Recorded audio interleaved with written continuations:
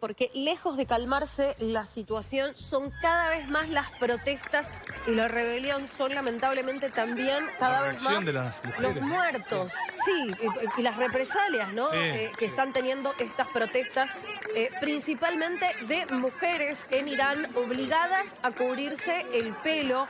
Esta es la razón por la cual fue detenida esta joven sí. que murió. Tenía mal puesto el velo, una locura. Supuestamente, Sí. pasa que ese es el punto, ¿no? No hay explicación. ¿Cuál sería el Claro, problema? claro. Además, y vos sabés que hay distintas maneras de usar el velo según los grados de observancia. Lo que pasa es que no es optativo el uso del velo. Y ahí hay un punto muy importante. Mirá lo que hicieron, Empezó ¿no? así, Estas mujeres. con las decisiones de cortarse el pelo, Claro. y ahora están directamente manifestándose velo en mano, o sea, dejando ver Desafiando, el pelo. ¿no? Tremendo. Sí, pero mostrando, ahí está. Mirá. Queman el velo, mirá, algunas. Es que si bien para algunas es una decisión y es una elección religiosa, para muchas otras es Sí. símbolo de opresión. Sí, Antes de 1980 usaba velo quien quería. Cambió después de ese momento. Está ya en línea Carolina Moroso para poder hablar de esto. Nuestra especialista, la conductora de TN Internacional. Caro, ¿cómo estás? Hola, Caro. Hola Mario, hola Darío, ¿cómo están? Y por supuesto es muy preocupante la situación en términos de lo que ha sido la respuesta del régimen iraní con esta ola de protestas. Vos hacés un resumen realmente perfecto, Marina, de cuál fue el detonante. Pero atención, porque el régimen está amenazando con acciones decisivas.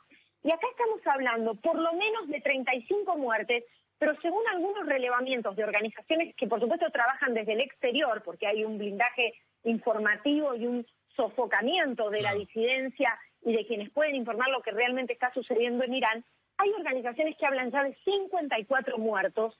Y atención con cómo se puede incrementar la represión ante esta ola de protestas, que por supuesto tiene como detonante el caso de Mahsa Amini, esta joven kurda de 22 años que muere bajo detención luego de ser encarcelada por la policía moral en Irán por utilizar el hijab de manera, errónea o por la mala utilización. Pero claro, esto termina disparando una ola de protestas que tienen un telón de fondo más profundo, ¿no? Primero, el progresivo aislamiento del país, la situación económica también dificilísima y la opresión a la disidencia en todas sus formas.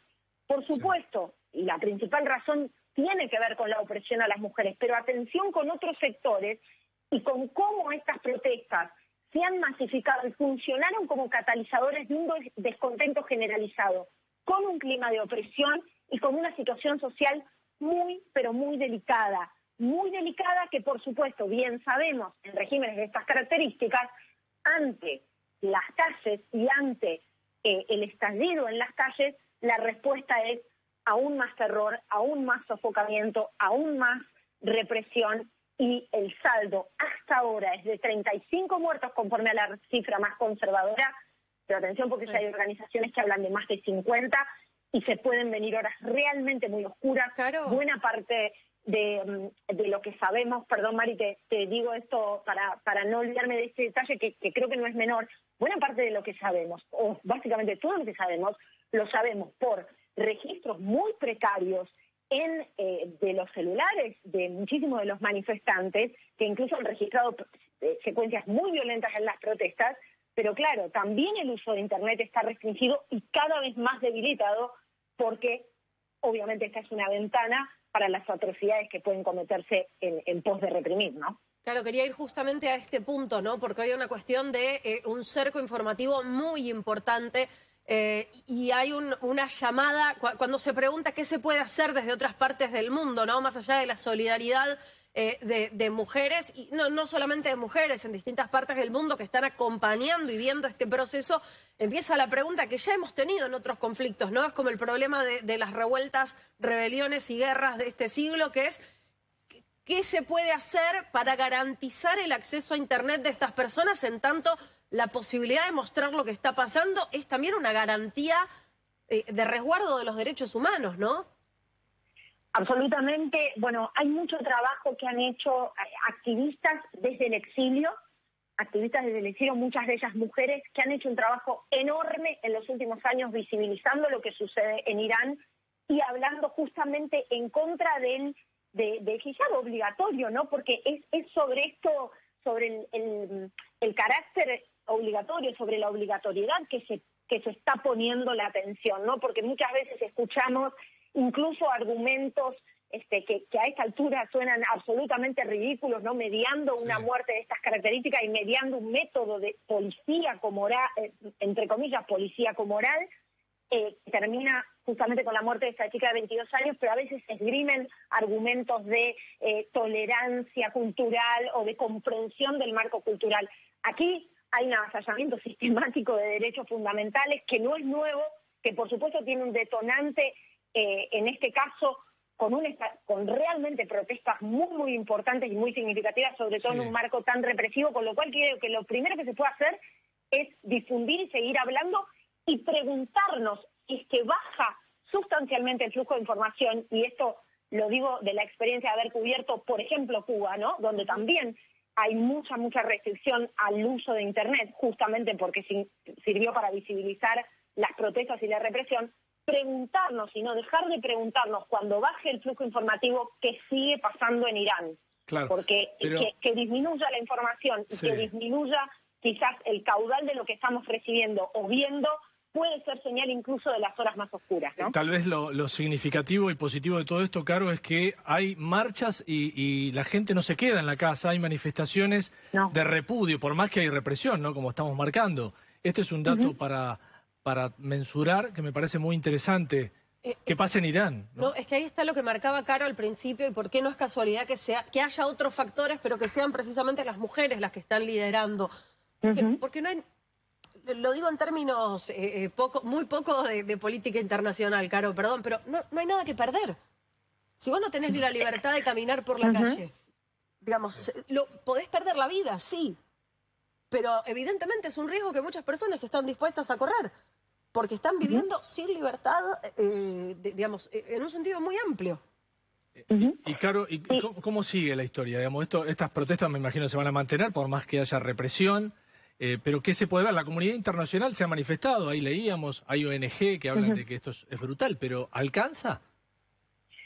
Bueno, no alcanza porque hay muchísimos activistas que vienen trabajando desde hace muchos años y sobre todo muchas mujeres que se han manifestado, que están en el exilio, que sus familias sufren represalias por haberse manifestado y siguen haciéndolo y nada parece frenarlo, ¿no? Es la lógica que muchas veces hablamos, ¿no?, con los regímenes autoritarios, de los hechos consumados, de hacer y luego ver qué precio pagan, y el precio siempre parece ser insuficiente. Repito, el presidente ultraconservador, Ebrahim Raisi, amenaza con acciones decisivas, y uno, frente al horizonte de organizaciones que denuncian más de 50 muertos, dice, ¿a qué se está refiriendo? ¿A qué se está refiriendo en un estado absolutamente opresivo como este, ¿no? La verdad es que es hasta conmovedor ver las imágenes, es profundamente conmovedor ver las imágenes, las mujeres, los gritos de mujer, vida, libertad, ¿no? Esas tres palabras tan fuertes. Recién Marina decía algo que es algo recurrente en países que viven sofocados por el cercenamiento de las libertades, por la opresión. En este caso, repito, por además una situación socioeconómica muy delicada, con algunos indicadores de mucha fragilidad para el país que probablemente expliquen también por qué tantos sectores se han plegado también a estas protestas. Pero recuerdo haber visto un cartel recurrentemente en movilizaciones de distintos países, sobre todo en América Latina, en países que han sufrido un cercenamiento institucional y de las libertades. Una frase que decía, nos han quitado tanto que nos quitaron hasta el miedo, ¿no? Es una frase hasta en cierta forma remanida, ¿no? La he escuchado muchas veces. Me parece que esa es la lógica que también aplica en este caso, ¿no?